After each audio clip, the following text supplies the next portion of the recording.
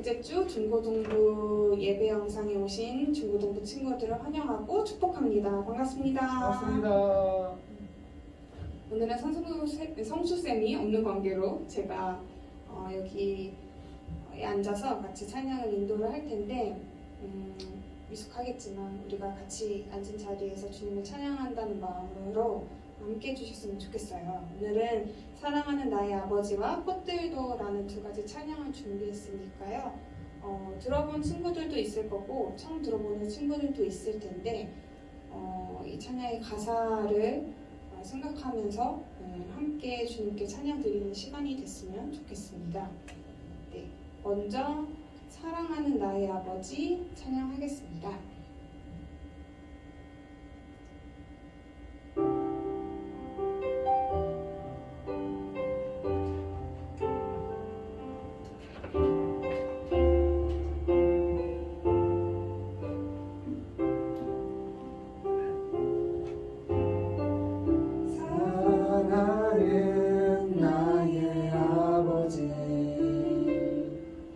이름 높여드립니다.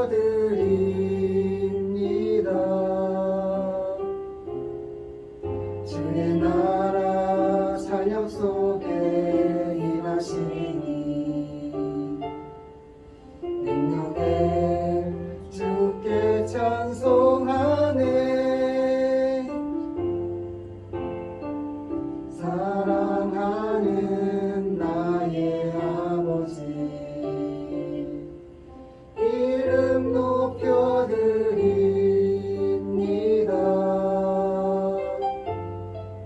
주의 나라 찬양 속에 임하시니 능력에 주께 찬송하네. 전능하신 하나님 찬양 언제나 동일하신 주 전능하신 하나님 찬양 영원히 다스리네.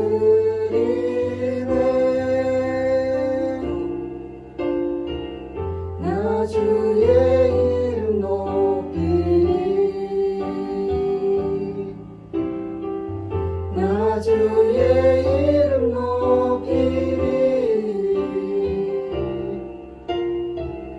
하늘 높이 올린 깃발처럼 주의 이름 높이리. 전능하신 하나님 찬양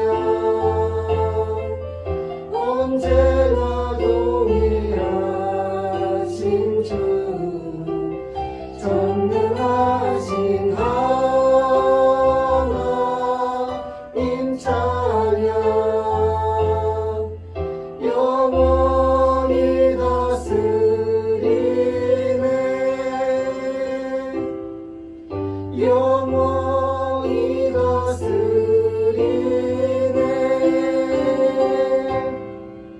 영원히 다스리네.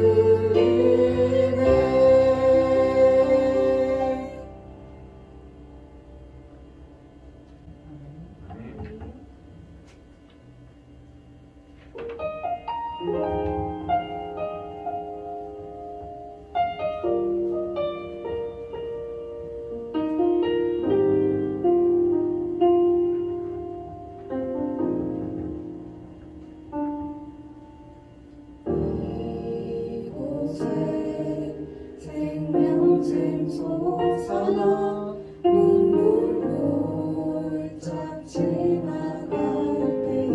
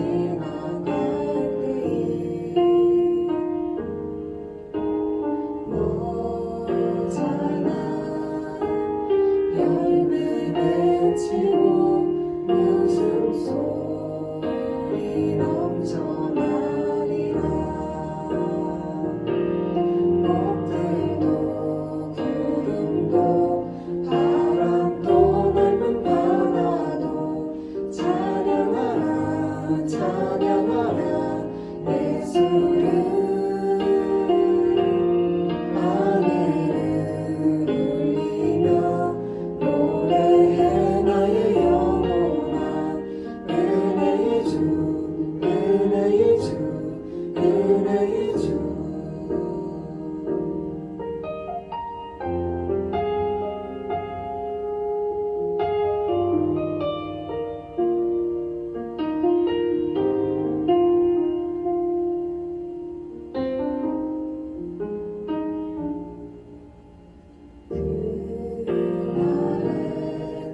하늘이 열리고 모든 이가 보게 되리라 마침내 꽃들이 피고 영광의 주가 오시리라 꽃들도 구름도 바람도 넓은 바다도 찬양하라 찬양하라 예수를 하늘을 울리며 노래해 나의 영혼아 은혜의 주 은혜의 주 은혜의 주 꽃들도 구름도 바람도 넓은 바다도 찬양하라 찬양하라 예수를 하늘을 울리며 노래해 나의 영혼아 은혜의 주 은혜의 주 은혜의 주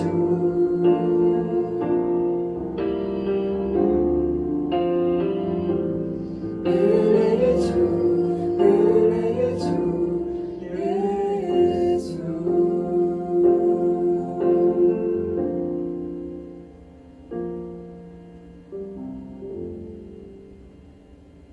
아멘.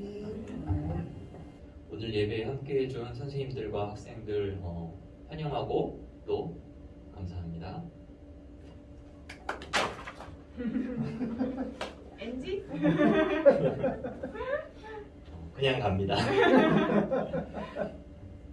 한 주가 굉장히 또 빨리 지났는데요. 한 주간 어떻게 지내셨는지 또 하나님과 함께 한 주가 또 어땠는지 한번 선생님들 얘기 한번 들어보고 싶습니다.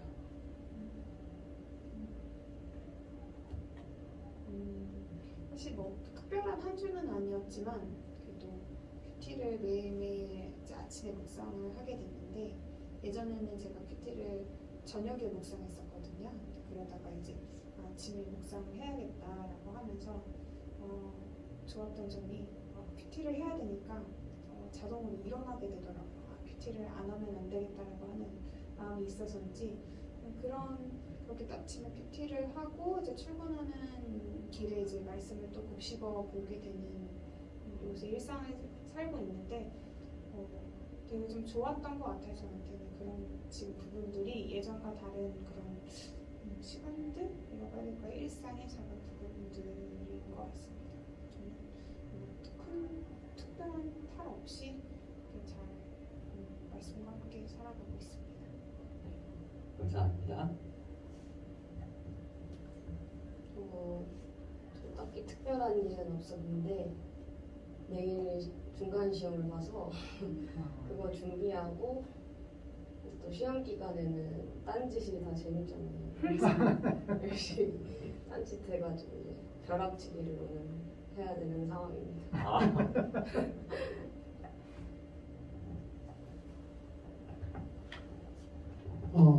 저는 좀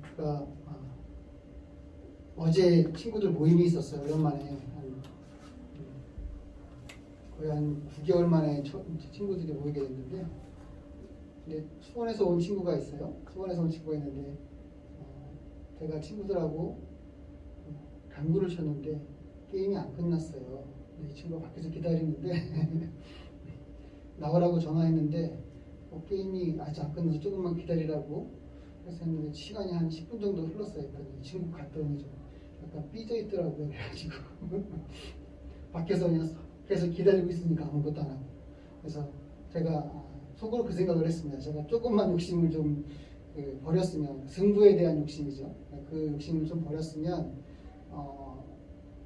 친구하고 그냥 삐지지 않고 잘 지낼 수 있었는데 제가 나중에 또 그 친구를 좀 달래느라고 좀, 그랬습니다. 그렇긴 한데 약간 사소한 것에서도 좀 불쑥불쑥 튀어나오는 그런 것들 때문에 다시 한번 반성하는 그런 시간이었습니다. 감사합니다. 저도 지금 신학 공부를 하고 있는데 지난주가 중간고사 기간이었어요. 그래서 그 전에 이제 성수쌤, 소희쌤이 중간고사 때 바빴어 이런 말이 약간 좀 실감이 잘 안 났다가 지난주에는 월요일 날은 뭐를 하고 화요일은 뭐를 하고 수요일은 뭐를 하고 그거를 꼭 끝내야 되는 그런 날들이 많아서 참 바빴던 것 같아요. 참 바빴는데 과연 이거 할 수 있나? 이런 생각도 들었는데 그래도 계획대로 잘 끝나서 그래도 하나님께서 좀 잘 체력이든 시간이든 안배를 좀 해주셨구나 그런 생각이 좀 들었습니다. 아직 끝나진 않았어요. 그래서 이번 주 한 목요일, 금요일까지도 또 뭐가 연장이 되는데 빨리 끝나면은 하루는 좀 제대로 좀 쉬어야 되겠다 이런 생각을 좀 하고 있습니다. 네. 그러면은 오늘 같이 10월 24일 욥기 12장 1절부터 12절 말씀인데요. 같이 한번 읽도록 하겠습니다. 그러자 욥이 대답했습니다. 참으로 자네들만 사람이로군. 그러니 자네들이 죽으면 지혜도 죽겠군. 그러나 자네들과 마찬가지로 내게도 통찰력이 있다네. 내가 자네들보다 못하지는 않다네. 그래 이런 것들을 누가 모르겠는가. 하나님을 부르고 응답을 받던 내가 참 내 친구들에게 웃음거리가 되고 말았구나. 의롭고 정직한 내가 웃음거리가 됐구나. 평안하게 사는 사람은 재앙을 멸시하나 그 발이 곧 미끄러질 사람에게는 그 재앙이 덮치는 법일세. 강도들의 장막에 일이 잘 되고 하나님의 진노를 자아내는 사람들이 무상한 것은 하나님께서 그들의 손에 풍성하게 주셨기 때문이네. 하지만 짐승들에게 물어보게나 자네들에게 가르쳐 줄 것이네. 공중의 새들에게 물어보게나 자네들에게 말해 줄 테니 아니면 땅에 말해보게나 자네들에게 가르쳐 줄 테니 그것도 아니면 바다의 고기들이 자네들에게 알려줄 것이네. 여호와의 손이 이 일을 하셨다는 것을 이 모든 것들 가운데 그 어떤 것이 모르겠는가. 모든 살아있는 것들의 목숨이 그 손에 달려있고 모든 사람의 호흡이 그 손에 달려있는 것이네. 귀가 말을 듣지 못하겠는가. 입이 말을 보지 못하는가. 나이든 사람들에게는 지혜가 있고 장수한 사람들에게는 통찰력이 있는 것이네. 아멘. 어느덧 10월 넷째 주 이제 우리가 같이 욥기를 읽고 있는데 여전히 욥기는 쉽지 않은 것 같아요. 쉽지 않은 것 같고요.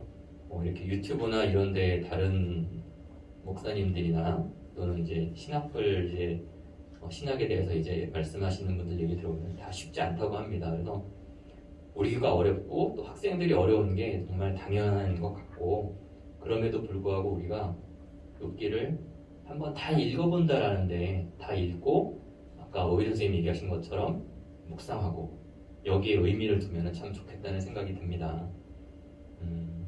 오늘 말씀이랑 지난 주 중에 관련된 말씀 중에 짧은 그런 말씀을 하나 준비했는데요. 읽어보도록 하겠습니다. 욥은 자신의 고난을 토로합니다. 내가 그분을 불러 그분이 내게 응답하셨다 해도 나는 그분이 내 음성을 듣고 계시리라고 믿지 못하겠네. 그분이 폭풍으로 나를 상하게 하시고 아무 이유 없이 내게 많은 상처를 내시니 말이네. 숨 돌릴 틈도 없이 쓰라린 고통으로 나를 채우신다네. 그분의 회초리가 내게서 사라지고 그분에 대한 두려움이 나를 짓누르지 않기를 바라노라. 그러면 내가 그분을 두려워하지 않고 말할 것이다. 그러나 나는 지금 그런 위치에 있지 않구나. 주의 손이 나를 만들고 나를 두루 다듬어 주셨는데 이제 와서 나를 멸망시키려 하십니까? 어째서 주께서 나를 모태에서 끌어내셨습니까? 아무 눈에도 띄지 않게 죽어버렸다면 좋았을 것입니다. 내가 차라리 없었어야 했는데 차라리 모태에서 무덤으로 바로 갔어야 했는데 욥은 하나님 앞에서 의인이었습니다. 그냥 의인 정도가 아니라 하나님 자신이 땅 위에 그런 사람이 없다라고 말씀하실 정도로 특별한 의인이었습니다. 그런데 지금 욥은 고난을 당하고 있습니다. 하나님이 의인으로 칭찬하신 자에게 고난이 임한 것입니다. 성경 속의 인물들을 잠깐 살펴보면 아브라함은 하늘의 별들처럼 셀 수 없을 만큼 많은 자손을 갖게 될 것이라는 약속을 받았지만 70명의 가족을 이끌고 기근을 피해 이집트로 들어가고 아직 이방 땅인 가나안 막벨라굴에 장사되었습니다. 모세는 이집트의 왕으로 또는 왕처럼 살 수도 있었지만 광야에서 이스라엘 백성과 40년 동안 체류하고 자신은 약속의 땅 가나안에 들어가지도 못한 채 모압 땅에서 숨을 거두었습니다. 다윗은 사울 왕을 피하여 정처 없이 도망다니며 적국인 블레셋 땅으로 피하기까지 했습니다. 이쯤 되면 오히려 성경은 의인이 고난을 당하는 수많은 이야기로 점철되어 있는지도 모르겠습니다. 그런데 우리의 현실은 어떤가요? 놀랍게도 우리의 삶 가운데에서도 의인이 고난받고 악인이 잘 되는 경우를 많이 볼 수 있습니다. 그리스도인의 삶이 버겁고 힘들고 그리스도인이 아닌 사람들의 삶이 풍요롭고 윤택한 경우를 많이 볼 수 있습니다. 욥기의 하나님은 우리에게 이렇게 말씀하시는 것 같습니다. 그래, 맞아. 이 세상에서 살아가다 보면 의로운 사람이 고난받고 악한 사람이 형통하는 경우도 있어. 그렇지만 욥기를 통해 알게 되었으니까 믿음을 잃지 마. 그리고 우리는 스스로에게 이렇게 질문해 볼 수도 있습니다. 나는 왜 하나님을 믿는 것일까? 나는 왜 그리스도인이 되려고 하는 것일까? 욥을 통해 알 수 있는 것처럼 하나님을 믿는다고 해서 고난을 피할 수는 없습니다. 하나님을 믿는다고 해서 눈에 보이는 보상을 받는 것도 아니에요. 우리가 하나님을 믿는 이유는 무엇 때문에가 아닙니다. 하나님이 우리의 창조자, 구원자, 우리 존재와 우리 삶의 근원이시기 때문입니다. 우리는 하나님께 속하여 있고 부모와 자녀처럼 뗄래야 뗄 수 없는 관계이기 때문입니다. 욥도 고백합니다. 모든 살아있는 것들의 목숨이 그 손에 달려있고 모든 사람의 호흡이 그 손에 달려있는 것이네. 우리 삶의 근원이신 하나님을 믿고 하나님의 자녀됨에 감사하는 우리가 되기를 소망합니다. 이제 욥의 세 번째 친구인 소발이 욥에게 말합니다. 자네가 내 주장은 순수하고 나는 주가 보시기에 깨끗합니다 하는군. 그러나 하나님께서 말씀하시고 그 입술을 열어 자네를 치시기를 빌 뿐이네. 그분이 자네에게 지혜의 비밀을 보여주시기를 바라네. 지혜는 양면을 갖고 있다네. 하나님께서 자네의 죄 가운데 얼마를 잊어주셨음을 알게나. 만약 자네의 손에 있는 죄를 치워버리고 어떤 악도 자네의 장막 안에 있지 못하게 하면 자네가 흠없이 얼굴을 들 수 있을 걸세. 자네가 굳게 서서 두려워하지 않을 걸세. 엘리바스, 빌닷, 소발까지 욥의 친구들이 모두 등장했습니다. 세 친구들이 욥에게 공통적으로 하는 말은 욥이 하나님께 죄를 지어서 지금과 같은 고난을 당하고 있으니 빨리 회개하라는 것이었습니다. 하나님께 죄를 지은 자는 회개해야 한다. 그러면 하나님이 용서해 주실 것이고 회복시켜 주실 것이라는 말은 잘못된 말은 아닙니다. 그런데 욥과 욥의 친구들 간에는 하나님을 바라보는 마음과 태도에 차이가 있는 것 같아요. 욥은 나는 의롭게 살아왔는데 하나님이 왜 고난을 주셨을까? 고난 때문에 죽을 지경이다. 그런데 하나님의 마음을 도무지 알 수 없다. 라는 태도를 갖고 있습니다.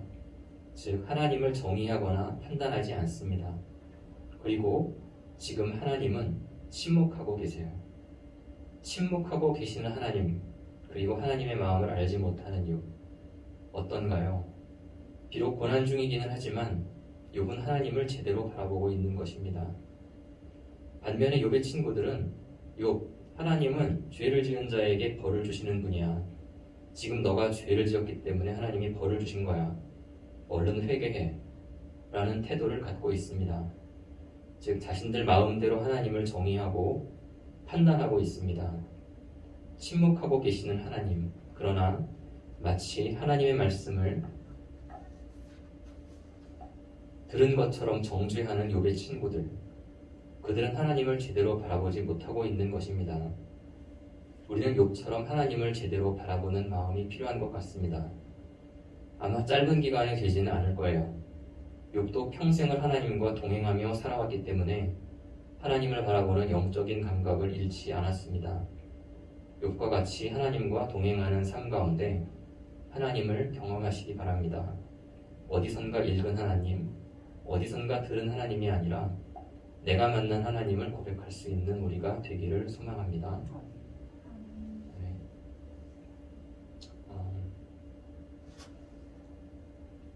오늘까지 이제 친구 소발의 얘기까지 나와서 그동안 나왔던 친구들도 한번 생각해보고 욥은 어떤 생각을 가졌을까? 또 친구들은 어떤 말을 했나? 하나님은 어디 계시지? 이런 생각을 좀 해볼 수 있었던 것 같아요. 그래서 선생님들도 한번 이렇게 주중에 또 오늘 주일 말씀에 근거해서 생각하고 느끼고 이런 부분들 한번 같이 나눠봤으면 좋겠습니다.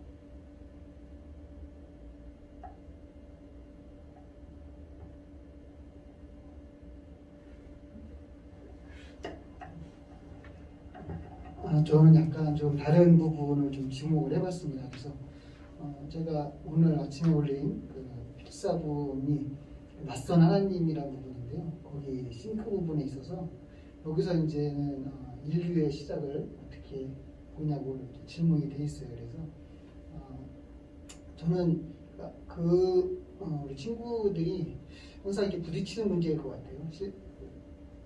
내가 살아가는데 학교 생활이나 아니면 사회생활 할 때 가장 많이 대립되는 문제 중에 하나라고 생각을 하거든요.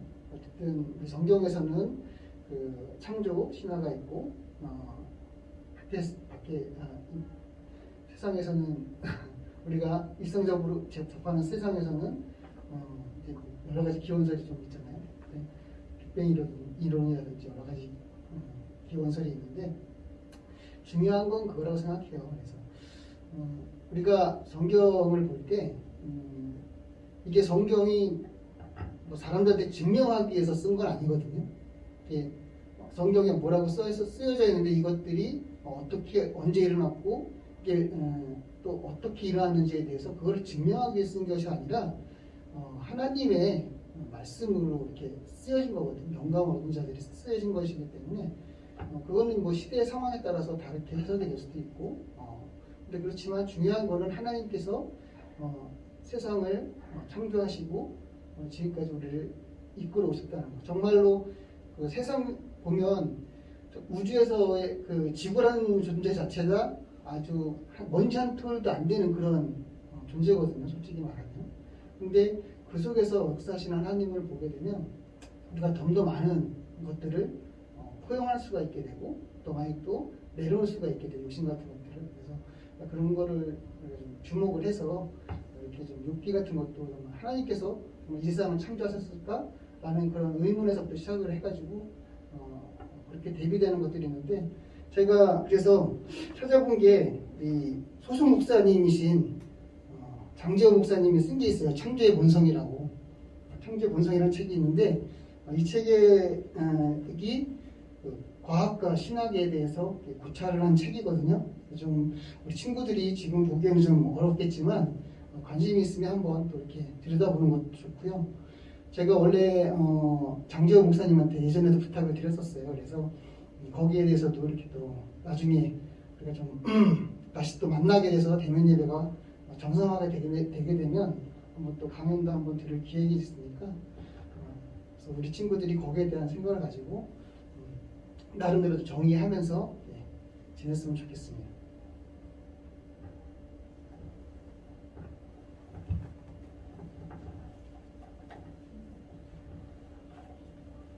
저는 전도사님이 말씀 전해주시면서 하나님께서 침묵하고 계신다라고 하는 부분이 저도 생각을 해보게 됐던 것 같아요.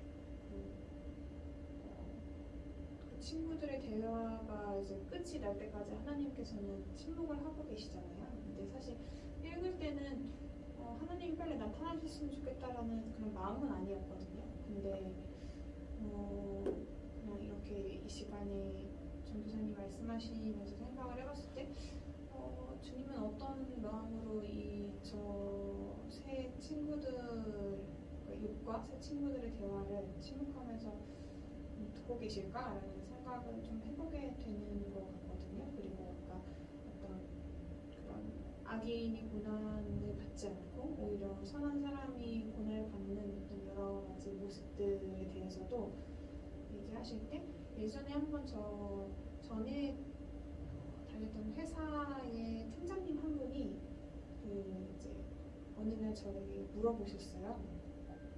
그분은 이제 신앙은 사실 있지는 않지만 이제 와이프분과 함께 교회를 다니시기는 하시는 분이었거든요. 그래서 저에게 어느 날 그 혜리 씨는 또는 뭐 교회는 이런 그 빈부의 차에 대해서 교회 안에서의 또 빈부의 차가 있잖아요. 뭐 그런 것들에 대해서 어떻게 생각하냐고 물어보더라고요. 근데 물론 저희는 그 하나님께서 풍성하게 물질적으로 누리게 해주시는 것도 복이라고 생각을 하지만 그게 오히려 독이 될 수 있다라고 성경에서는 이야기를 하잖아요.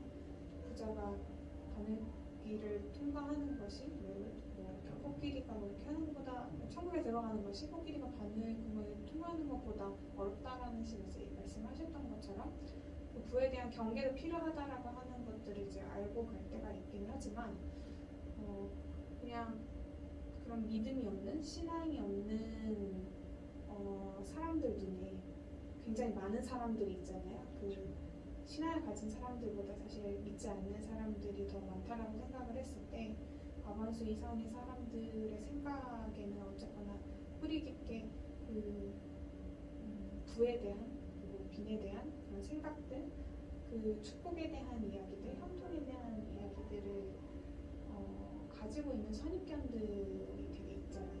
저희들 입장에서 선입견이라고 얘기를 하겠지만 정의를 그렇게 내리잖아요. 어쨌거나 흥죽하지 못했을 때 오는 그런 당연히 고난도 있을 것이고 그런 부분들이 있다 보니까 그래서 그 신앙 믿음이라고 하는 자세에 대해서 좀 전도사님 말씀 들으면서 그리고 이번 주에 뷰티 묵상을 통해서도 좀 하게 되는 것 같아요. 그런 태도들에 대해서 아니면 친구들의 태도, 믿음에 대한 친구들의 태도 또 굉장히 여기서는 흑백 논리처럼 이야기를 많이 하잖아요. 죄가 있으니 당연히 권선징악에 저희도 많이 알고 있는 그리고 굉장히 좀 그걸 또 통쾌하다 생각하는 요새 말하는 사이다라고 하는 그런 부분들에 대해서 굉장히 가지고 있는 신앙인 거잖아요. 이 사람의 신앙이라고 하는 게.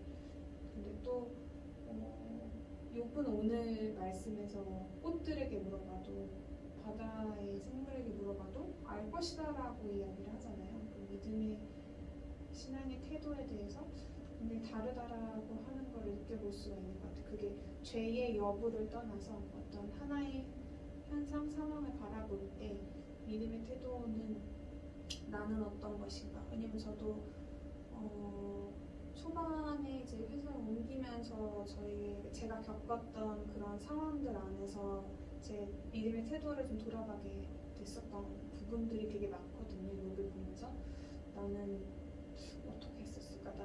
나도 이렇게 이분법적으로 생각을 했었을까? 아니면 또는 욥이 고통스러워했던 것처럼 하나님께 차라리 뭐 이렇게 해줬으면 좋겠다라고 이야기를 했었을까? 뭐 이런 부분들을 좀 돌아보게 되는 시간들이었어요. 이런 뷰티 묵상의 시간들이. 그래서 쭉 이어지기는 하겠지만 그럼 하나님은 이 시간 내가 하는 말들, 내가 하는 생각들을 침묵으로 바라보시는 이유는 도대체 뭘까? 그게 과연 내가 단순히 생각했던 연단의 한 과정인 건가라는 생각을 좀 해보게 돼요. 근데 그러다가 문득 들었던 게 내가 내뱉음으로 인해서 그 말들을 내가 더 느낄 수 있는 것 같거든요. 소발이 말을 함으로 인해서 욥이 말을 함으로 인해서 그 믿음의 모습이 보이는 것 같았어요. 그가 생각하는 믿음의 모습들이. 그래서 저도 누군가에게 사실 이 고난의 상황에서 말을 하잖아요. 혼자서 끙끙 앓고 있진 않고 제가 기도를 한다든지 아니면 누군가를 만나서 나 지금 이런 상황이고 이런 부분들에 대해서 막 얘기를 많이 했었는데 저도 중간에 한번 어떤 이제 같이 신앙생활했던 언니를 만나서 제 힘든 그 시간에 대해서 막 얘기를 했었어요. 근데 그때 언니가 또 다른 시각에서 얘기를 해주더라고요. 그때는 그 시각을 받아들이기는 사실 어려웠었어요. 그 당시 그 이야기를 하고 있는 중인데 집에 가서 곱씹어 보면서 그 시각을 받아들이게 됐었거든요. 그런 부분들을 좀 떠올리면서 이런 고난에 하나님께서 침묵하시면서 바라시는 것까지는 아니겠지만 그 안에서 제가 경험했던 침묵의 시간 안에서 경험했던 거는 저의 믿음의 태도에 대해서 좀 더 바라보게 됐었던 시간들이었던 것 같아가지고 말씀 들으면서 좀 생각을 해보게 됐던 것 같습니다.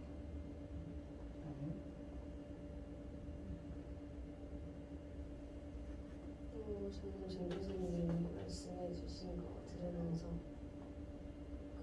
앞서 말씀하신 대로 뭔가 고난을 바라보는 그런 시선이 다양할 수 있다는 거를 다시 한번 느꼈고 저도 항상 무슨 고난이 닥칠 때 제가 무슨 잘못한 게 있나 이거 먼저 생각을 해봤던 것 같아요. 근데 하나님이 그 상황을 바라보는 시선은 하나님만이 아실 수 있는 것 같고 아무도 그거에 대해 단정 지을 수 없다는 걸 이번 말씀을 통해 생각을 해보게 됐고요. 그리고 아까 말씀하신 대로 빅뱅 이론이라든지 이런 기원에 대한 생각도 다양할 수 있다고 생각하는데 그것도 저희는 성경에 있는 걸 믿는 것도 맞다고 생각을 하고 그런 생각을 해보았습니다. 예, 감사합니다. 선생님들 많은 말씀 지금 해주셨고요. 욥기에 나와 있는 어떤 태초에와 관련한 그런 말씀도 있었는데 그런 말씀도 지금 부장 선생님 잘 얘기해 주셨고 그리고 혜 선생님 경험에 비추어서 이렇게 믿음에 대한 부분들 그리고 침묵 가운데 나의 믿음이 어떻게 지금 변하고 있는가 어떻게 바라봐야 되나 이런 말씀도 욥기랑 굉장히 밀접한 그런 말씀인 것 같아요. 그리고 소희 선생님도 이렇게 나의 고난을 바라보는 자세는 어떻게 규정할 수 없고 하나님의 어떤 영역, 하나님의 주권 안에 있다라는 말씀도 지금 우리가 욥기 읽으면서 같이 함께 또 느끼는 그런 좋은 말씀인 것 같습니다. 그러면 같이 함께 기도하시고 그리고 주기도문으로 같이 있습니다. 다 같이 기도드리겠습니다.